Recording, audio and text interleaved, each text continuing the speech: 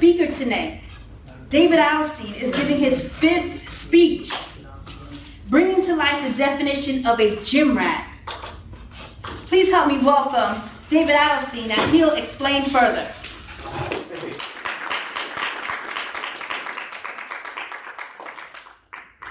Good evening, my fellow Toastmasters. Approximately 2 years ago, I joined the gym, LA Fitness. Now, I didn't just join the gym as a perfunctory New Year's resolution. Well, I actually did join the gym for that reason. But for the last 2 years, I've been actually going to the gym, and I deserve a little pat on the back, right? Yeah. But I'm not the most self-motivated when it comes to exercise, so I have to do things to make it a little more interesting. And one of the things I do is I stereotype the gym rats that go at the same time as I go. And I go at about 5:30 or 6 in the morning. And I remember the very first day I was getting into the gym, after about 20 years of not exercising, I decided I'm going to bench press. So I was lifting up the bar and I was struggling with the bar and counterbalancing, even though there was no weight actually on the bar. And I did a set and I sat on the bench and I was feeling some sense of appreciation that I was actually exercising. And some woman walked up to me and she said, "Excuse me, do you mind? People actually want to lift weights here. Can you move off the bench?"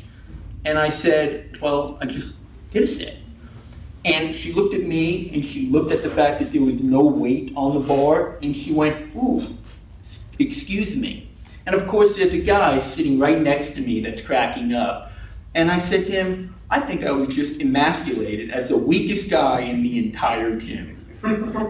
The self-absorbed.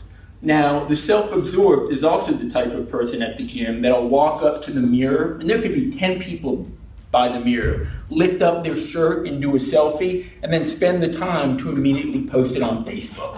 And you're like, give me a break. The self-absorbed is also the type of person at 5:30 in the morning that can't go through an hour workout without making a phone call. And you're like, who is so important at 5:30 or 6 in the morning that they've got to be on the cell phone in between every set? Come on. The second type of person that goes to the gym is the type of person that I call the pseudo-Herculean. Those are the guys that have chest muscles out to their nose. They can't actually put their arms down because their backs are so big. Their biceps are bigger than my body. And they love to give health advice, despite the fact that everyone knows you can't be that big and be healthy at the same time. Hey Dave, you really should be eating 5 meals a day. You want to make sure your carbohydrates are 20% of your protein intake, blah, blah, blah. I kind of equate it to going to a cardiologist. And you see the cardiologist and the doctor walks into the room and he's huffing and puffing. He's out of breath. And you're like, "Doctor, what's going on?" He's like, "Oh, I'm just out of breath. Those steps." You're like, "Doctor, there were 2 steps into the office." He's like, "Yeah, but they're steep." And it turns out that he's huffing and puffing because he's a chain smoker. You can't take him seriously. That is the pseudo-Herculean. The third is the type of guy that I like to call, I will hit on anyone, anywhere, at any time. I will go to the gym with my wife in the morning. And despite the fact that she's in her workout clothes, has headphones, and has no interest really speaking to anyone, there will invariably be a guy that will walk up to her and want to strike a conversation and teach her how to use a machine. "Hey, let me show you." And of course she has her headphones, so she can't hear. She's like, "Excuse me? Oh, let me show you how to use a machine."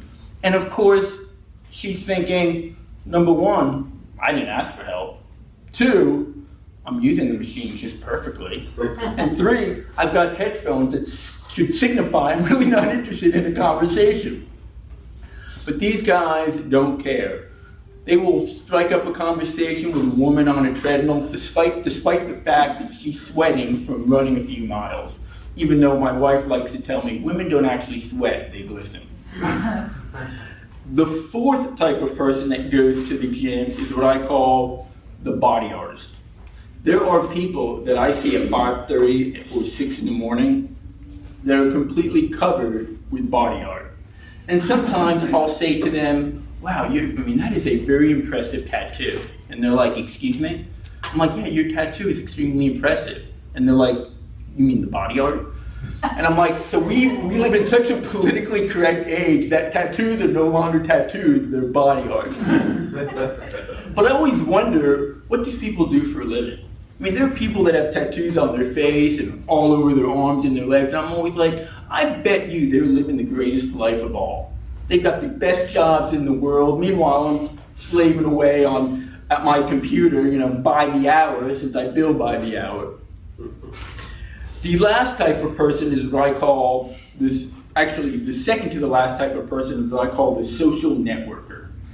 These people will network anywhere at whatever time. Hey Dave, what do you do? Well, it's 5:30 in the morning, I'm just trying to work out. No, what do you do for a living? It's 5:30 in the morning, I'm trying to work out and leave so I can have my cup of coffee. No, let me give you my business card. Sure, give me your business card. These type of people are also the social butterflies, because once you get into a conversation with them, you cannot escape that conversation. Hey, what do you do, David? Oh, I'm a lawyer. Well, let me tell you about my day. Okay, I didn't ask. And after this, I'm going to go to Publix, and hey, tomorrow night I'm going to go out to drinks with friends, and now next week I'm going out of town. You just cannot escape the conversation. The last type of person, which circles back to me, is the loner. The leave me the F alone when I'm at the gym person. I'm already looking for an excuse every morning not to go to the gym. Honey, I sneezed last night. I'm probably not going to go to the gym. David, it's just allergies. Come on. Honey, I got to go to work early today. I'm not going to go to the gym. It's Sunday. You're not going anywhere. Honey, I'm not going to go to the gym today. The coffee machine isn't working. Well, why don't you try to plug it in? It's a Keurig. Which is the loner. When I go to the gym, I am not interested in any conversation.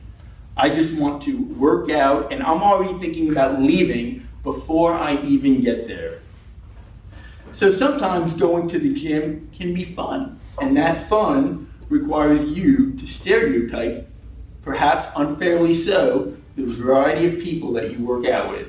Thank you, Madam Toastmaster.